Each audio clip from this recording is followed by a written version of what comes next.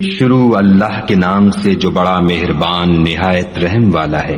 ان فرشتوں کی قسم جو ڈوب کر کھینچ لیتے ہیں اور ان کی جو آسانی سے کھول دیتے ہیں اور ان کی جو تیرتے پھرتے ہیں پھر لپک کر آگے بڑھتے ہیں، پھر دنیا کے کاموں کا انتظام کرتے ہیں کہ وہ دن آ کر رہے گا جس دن زمین کو بھونچال آئے گا، پھر اس کے پیچھے اور بھونچال آئے گا۔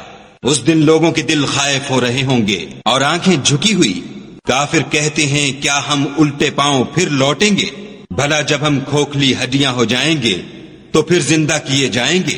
کہتے ہیں کہ یہ لوٹنا تو موجب زیاں ہے، وہ تو صرف ایک ڈانٹ ہوگی۔ اس وقت وہ سب میدان حشر میں آ جمع ہوں گے۔ بھلا تم کو موسیٰ کی حکایت پہنچی ہے جب ان کے پروردگار نے ان کو پاک میدان یعنی طوا میں پکارا اور حکم دیا کہ فرعون کے پاس جاؤ، وہ سرکش ہو رہا ہے، اور اس سے کہو کیا تو چاہتا ہے کہ پاک ہو جائے اور میں تجھے تیرے پروردگار کا رستہ بتاؤں تاکہ تجھے خوف پیدا ہو۔ غرض انہوں نے اس کو بڑی نشانی دکھائی مگر اس نے جھٹلایا اور نہ مانا۔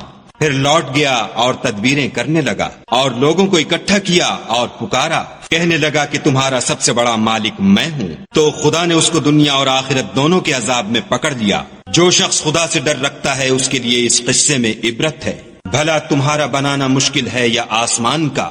اسی نے اس کو بنایا، اس کی چھت کو اونچا کیا پھر اسے برابر کر دیا، اور اسی نے رات تاریک بنائی اور دن کو دھوپ نکالی، اور اس کے بعد زمین کو پھیلا دیا۔ اسی نے اس میں سے اس کا پانی نکالا اور چارہ اگایا، اور اس پر پہاڑوں کا بوجھ رکھ دیا۔ یہ سب کچھ تمہارے اور تمہارے چار پایوں کے فائدے کے لیے کیا۔ تو جب بڑی آفت آئے گی اس دن انسان اپنے کاموں کو یاد کرے گا اور دوزخ دیکھنے والے کے سامنے نکال کر رکھ دی جائے گی۔ تو جس نے سرکشی کی اور دنیا کی زندگی کو مقدم سمجھا اس کا ٹھکانہ دوزخ ہے، اور جو اپنے پروردگار کے سامنے کھڑے ہونے سے ڈرتا اور جی کو خواہشوں سے روکتا رہا اس کا ٹھکانہ بہشت ہے۔ اے پیغمبر صلی اللہ علیہ وآلہ وسلم، لوگ تم سے قیامت کے بارے میں پوچھتے ہیں کہ اس کا وقوع کب ہوگا، سو تم اس کے ذکر سے کس فکر میں ہو؟ اس کا منتہا یعنی واقع ہونے کا وقت تمہارے پروردگار ہی کو معلوم ہے۔